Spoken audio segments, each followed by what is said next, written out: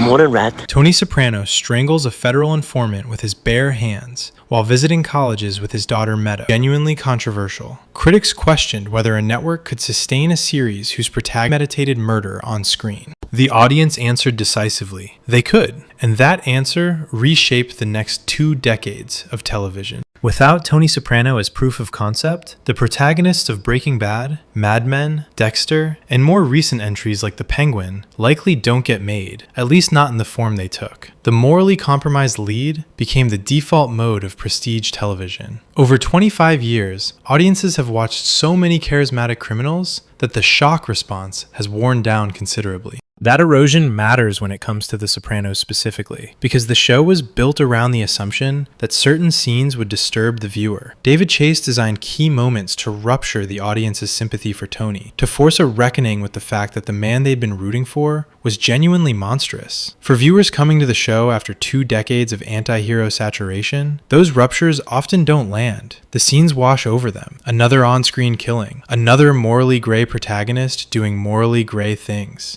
It registers as routine. It was not meant to be routine, and the distinction matters more than most viewers realize. Chase did not create a show about glamorous outlaws. He created a show about predators, men who built their livelihoods on the systematic exploitation and destruction of ordinary people, and he embedded that thesis in nearly every major subplot. Davey, this isn't a game for you. Consider Davey Scatino, Tony's old friend. The two shared decades of history, childhood memories, genuine affection.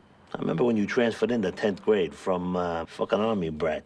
It's my nature. None of it survived the moment Davey owed Tony money. Tony didn't simply collect the debt, he dismantled the man's business, stripped his family of assets, and when Davey tried to invoke their shared past, Tony responded with fury. The friendship had been conditional all along. Once money was on the table, it ceased to exist. Don't hurt me, man. Only people get hurt, the ones who try to be fucking jerk-offs, okay? A similar dynamic plays out with a truck driver during one of Christopher Moltisanti's hijackings. The driver, who has a family and depends on the job, begs Christopher to rough him up so it looks like he wasn't complicit. Christopher does it without hesitation. The man's circumstances don't register. He is a means to an end.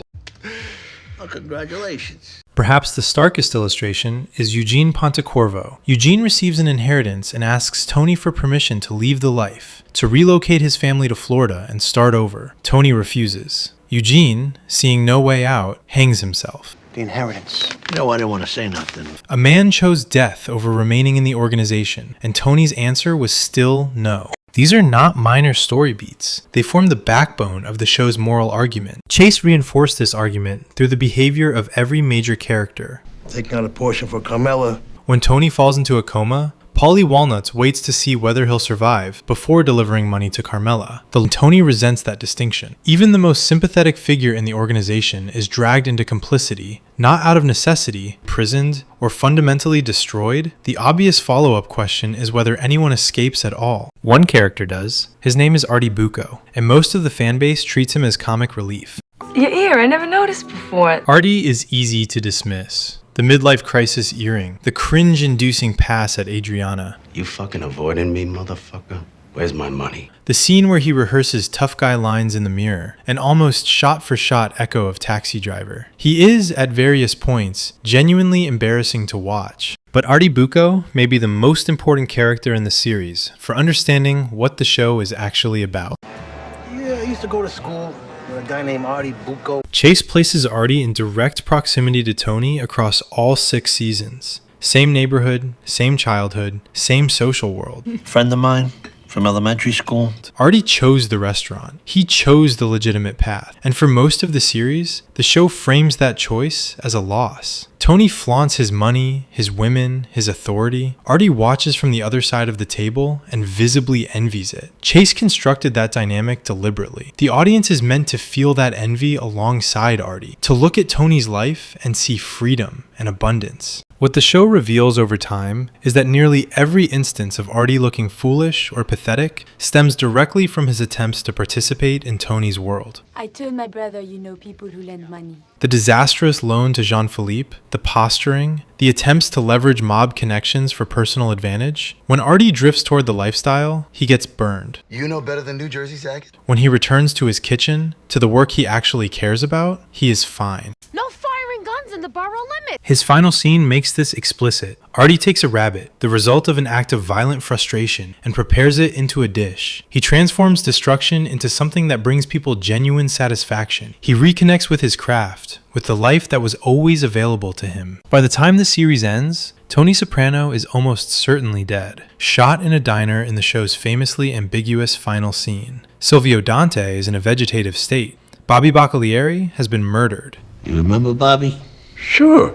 Junior Soprano is deteriorating in a state psychiatric facility, with no memory of the man he used to be. Christopher Moltisanti is dead. Adriana Lacerva is dead. Pussy Bonpensiero is dead. Ralph Cifaretto is dead.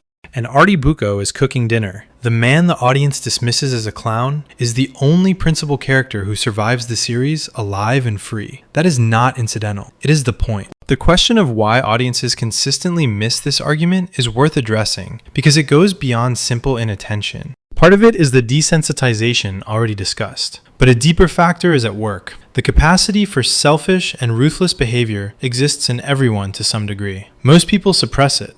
They follow rules, accept compromises, endure indignities at work and in life. And somewhere beneath that compliance is an awareness that another mode of existence is possible, one where you simply take what you want and disregard the consequences for others. Tony Soprano embodies that impulse in its purest form. He's the repressed id made flesh, given a Cadillac and a gun. That is the source of his appeal, and it is powerful precisely because the desire it represents is real. The saying often attributed to Mussolini captures it plainly. I'd rather live one day as a lion than 100 years as a lamb. Milton expressed a version of it in Paradise Lost. Better to reign in hell than serve in heaven. The attraction to dominance and agency, even at enormous cost, is a persistent feature of human psychology. The mob, especially as depicted on television, offers a fantasy of acting on it. The Sopranos indulges that fantasy, and then it shows you the bill. By the final episode, the New Jersey mob is functionally hollowed out. The senior leadership is dead or incapacitated. There is no clear succession plan. The remaining members are mid-level operators without the infrastructure or authority to sustain the organization.